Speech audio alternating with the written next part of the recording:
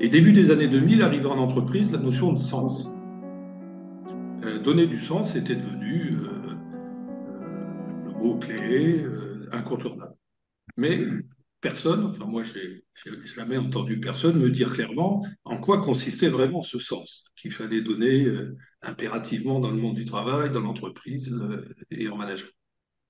Et à l'époque, complètement par hasard, je suis tombé sur les travaux de Viktor Frankl, le psychologue du sens. Et j'ai connu par la même occasion l'association des logothérapeutes. Donc, je me suis forcément intéressé à une psychologie qui parlait du sens au moment où on parlait dans le monde du travail de donner du sens. Sous l'influence de Freud, qui était le maître à penser dans le domaine psychologique du cercle liénois, et dont le génie le fascinait. Le génie de Freud fascinait Franck, comme il en a fasciné bien d'autres. Hein. Mais il s'en est séparé rapidement car il n'a pas pu accepter cette vision freudienne matérialiste et déterministe de l'être humain. Donc Frankel commence à développer, à exercer d'abord comme médecin à partir des années 30 et à pratiquer donc sa psychiatrie, la neurologie, etc. et sa psychothérapie et à développer donc cette théorie qui pose la question du sens en psychologie pour la première fois. Donc il travaille comme ça jusqu'à la guerre, la Deuxième Guerre mondiale arrive et en tant que juif, il est déporté en 1942 avec sa femme et ses parents et toute sa famille. Et il revient en 1945 seul survivant. Et il finalise alors sa théorie qu'il appelle logothérapie, thérapie par le logos. Alors le logos, c'est un mot grec qui veut dire beaucoup de choses, mais là en l'occurrence qui veut dire le sens, donc thérapie par le sens. Donc il finalise sa théorie qui s'appelle logothérapie dans son versant thérapeutique, psychothérapeutique, et analyse existentielle dans sa version philosophique, anthropologique, c'est-à-dire sa version philosophique. C'est la même pensée, mais avec une version philosophique très largement enrichie de la philosophie existentielle. Et cette vision décrit un être humain en quête fondamentale de sens dans sa vie, qui est doté d'un libre arbitre, donc d'une liberté et d'une responsabilité, et qui, cette liberté, cette responsabilité, ce libre arbitre émane d'une dimension humaine spécifique pour Frankel. Et donc l'analyse existentielle, qui est la version philosophique, l'anthropologie, c'est-à-dire cette vision de l'homme, propose à l'individu de se comporter en être humain envers soi-même et envers les autres. Et un être humain, c'est quoi? Ben, c'est celui qui utilise sa conscience, c'est celui qui se veut libre d'exercer sa volonté, c'est celui qui se ressent responsable de ce qu'il fait comme de ce qu'il ne fait pas.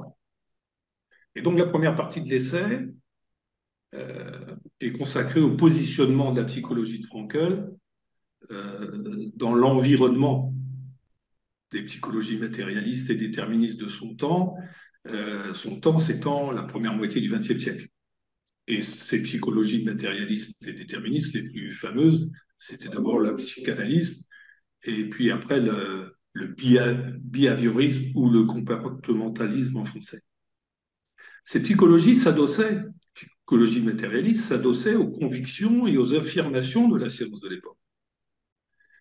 La science de Darwin, la physique classique, qui déniait toute dimension autre que matérielle à l'univers et à ses composantes, donc aussi à l'homme et à son psychisme.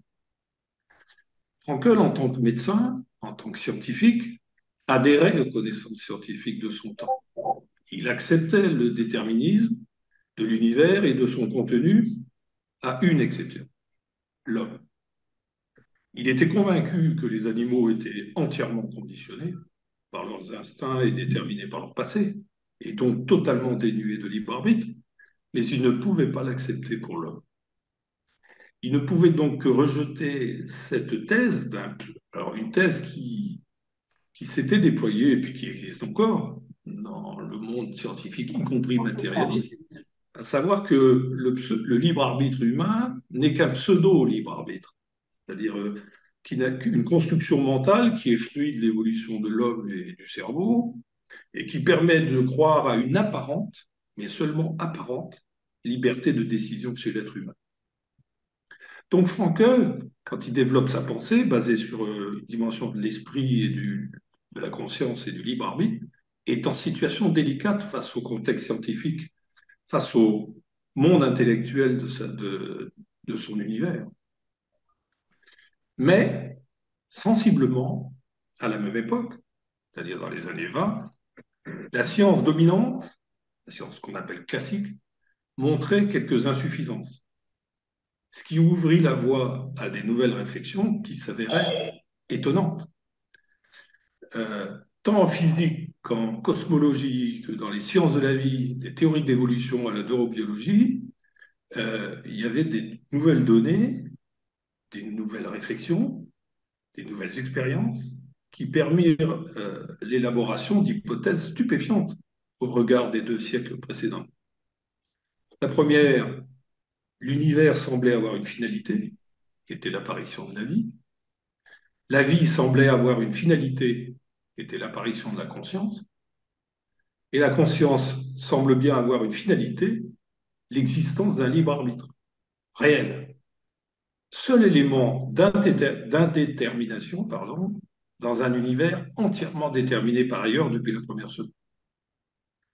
Et donc la deuxième partie de l'essai est consacrée à ces réflexions. Alors elle ne repose évidemment pas sur mes réflexions ou sur les miennes, mais sur celles de certains des plus grands scientifiques du XXe siècle, dont de nombreux prix Nobel. Pour compléter par rapport donc aux questions que nous avions prévues, vous avez pris 2 ans au moment donc d'un questionnement personnel sur justement le sens, a priori, d'après ce que vous nous expliquez, et le sens que vous donniez donc à votre travail et en quoi finalement la logothérapie vous a permis de trouver un sens à vous. Alors, comme je l'ai dit, ça fait une bonne dizaine d'années que j'ai été séduit par cette pensée de Frankel, euh, qui est, euh, qui est basée sur cette idée qu'il a largement construit de par ses multiples et ses milliers de consultations. C'est un praticien qui a travaillé presque 60 ans et qui a donc basé sa théorie et confirmé ses théories sur des expériences et des expérimentations euh, et des observations, des consultations. Et, euh, et donc elle me paraît évidemment éminemment pertinente parce qu'elle me parle, mais avec un petit problème pour moi que j'avais continué à avoir en tête, qui est que bon, j'ai une formation scientifique, modestement scientifique, mais suffisamment que pour, euh, pour quand même être un peu gêné par ce constat que la conviction et la pensée de Frankel reposaient sur une croyance, il le dit lui-même d'ailleurs. Ça ne peut reposer que sur une croyance, puisque la science dit le contraire. La science de l'époque de Frankel, et très largement jusqu'à il y a peu de temps, la science était matérialiste, déterministe, réductionniste, c'est-à-dire il n'y a pas de dimension non matérielle chez l'homme. Donc sur quoi repose cette théorie? Et donc j'étais un peu gêné, mais comme je m'intéressais en même temps à l'histoire des sciences, à la philosophie des sciences, ben, je me suis aperçu que depuis quelques décennies, il y avait des ouvrages qui paraissaient et des gens très respectables dans le domaine, et très respectés, qui commençaient à formuler des théories, des hypothèses quand même assez largement différentes et nouvelles. Et en creusant tous ces... Et c'est là où j'ai mis beaucoup de temps pour essayer de m'approprier, et je ne suis pas très sûr d'y avoir réussi, notamment en physique quantique. Alors je me rassure en disant que même les physiciens quantiques disent que personne ne comprend la physique quantique, mais bon, j'ai quand même essayé un peu de comprendre ce que voulaient dire tous ces scientifiques qui se posaient des questions, c'est que représente la science d'aujourd'hui? Quel est l'univers dont parle la science d'aujourd'hui? Et je me suis rendu compte qu'on pouvait réellement, alors en se basant sur les écrits de gens comme Bernard d'Espagna, John Stone, Penrose, enfin bon, des gens quand même que l'on peut citer sans rougir, euh, qu'il n'est plus absurde de faire quelques hypothèses non matérialistes de la science qui ne disqualifient plus la pensée de Frankel. Et donc je trouvais dommage que de laisser continuer à pénaliser la pensée de Frankel par cet arrière-fond que trouver un sens de sa vie dans un univers qui n'a pas de sens, c'est-à-dire pour dire les choses autrement, chercher un sens de sa vie dans un contexte où la vie n'a pas de sens, ce qui affaiblit quand même un peu le message de Frankel, ben, je trouvais que c'était dommage de ne pas souligner maintenant à tous les gens intéressés que cette donnée n'était plus si catégorique. C'est-à-dire qu'aujourd'hui, on peut raisonnablement dire, et des gens compétents le disent, que on peut chercher un sens de sa vie dans un monde où la vie, il n'est pas exclu que la vie ait un sens. Et donc, ça m'a passionné. Et donc, voilà ce que ça a donné. Je ne sais pas si j'ai répondu à votre question, Pénélope. Et par contre, vous, Henri Gillet, pour vous, la logothérapie, est-ce qu'elle peut, selon vous, aider la société et les entreprises dans leur ensemble à évoluer finalement dans le bon sens, si tant est qu'il y a un bon sens? Alors, c'est ma conviction. C'est ma conviction. C'est d'ailleurs ce que j'essaye de décrire. Et donc, alors pourquoi? Ben, d'abord, dans le monde de l'entreprise, je l'ai dit, la logothérapie, euh, déjà médicalement, en termes de psychothérapie, peut accompagner. Alors, c'est une psychothérapie d'accompagnement, la logothérapie, hein. Ce n'est pas, c'est-à-dire que sur certaines pathologies graves, des psychoses, évidemment, elle ne suffit pas. Mais face à des burn-out, à des crises d'angoisse, à des dépressions, euh, c'est une excellente thérapie d'accompagnement qui permet aux gens de ne pas seulement dépendre de la chimie et des traitements, qui sont quelquefois indispensables dans certains cas, mais qui modifient leur façon de voir leur vie au travail, et qui leur donne, qui leur facilite le moyen d'en sortir. Puis, la psychothérapie dans le monde de l'entreprise, enfin la logothérapie dans le monde de l'entreprise, c'est aussi une sorte de médecine préventive ou de psychologie préventive, c'est-à-dire que les gens prennent de la distance, parce qu'il y a dans la logothérapie ce phénomène d'autodistanciation, c'est-à-dire il y a l'introspection, mais il y a une sorte d'autodistanciation à prendre avec ses propres... C'est-à-dire il faut se connaître, s'observer et regarder ce qui relève chez nous, de la satisfaction des pulsions, des instincts, des peurs, de le besoin de satisfaire l'ego, etc. Et cette meilleure connaissance de soi permet de prendre une distance par rapport à ce qu'on peut vivre dans le monde du travail. Il y a quand même pas mal de burn-out qui sont liés à une trop grande proximité ou à une difficulté à garder de la distance avec le milieu du travail. Euh, et donc, je pense que des gens qui ont intégré cette vision de l'homme de Frankel sont beaucoup mieux armés pour affronter le monde du travail et les pressions qui existent.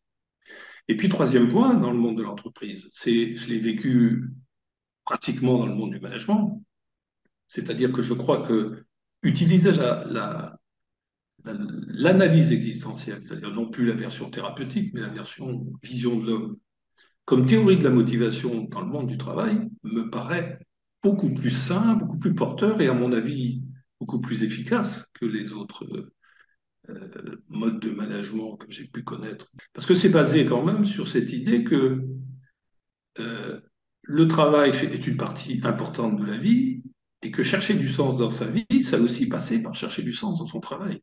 Et chercher du sens dans son travail, pour soi, c'est exercer sa liberté, c'est exercer sa responsabilité, c'est exercer euh, son libre arbitre, son humanité, en se dépassant, en faisant des choses qui ne sont pas centrées sur nous, qui ne cherchent pas à nous faire briller, qui ne cherchent pas à nous apporter que des avantages, mais qui cherchent plutôt à nous pousser à nous dépasser.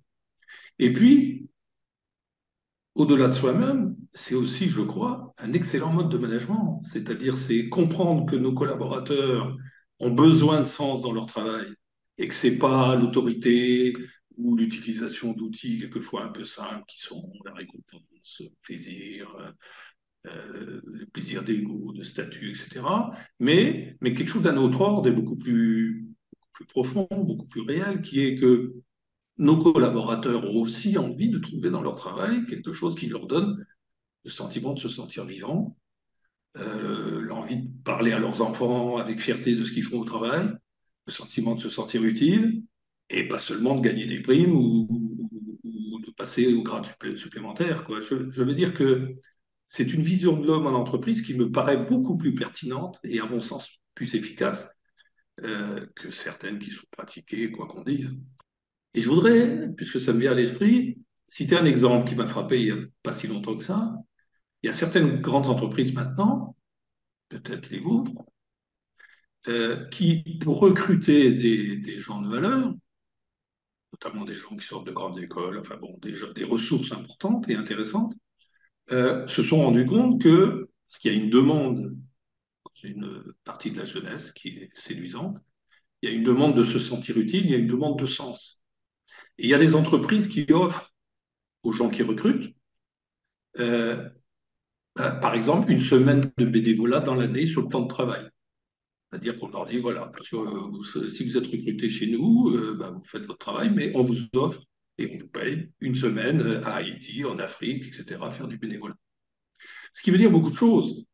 Ça veut dire d'abord qu'il y a des jeunes gens qui cherchent, y compris dans le monde du travail, autre chose que de gagner bien leur vie. Ça veut dire que l'entreprise s'en rend compte et voudrait avoir ces gens-là.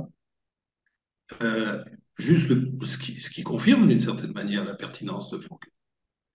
Et je voudrais juste dire un peu avec regret que c'est un peu dommage qu'on accorde à ces jeunes recrutés une semaine où ils se sentent utiles ailleurs, alors que peut-être qu'il faudrait travailler sur la manière de faire pour qu'ils se sentent utiles toute l'année au travail dans l'entreprise. Ben voilà, c'est les remarques que je souhaitais faire pour l'entreprise.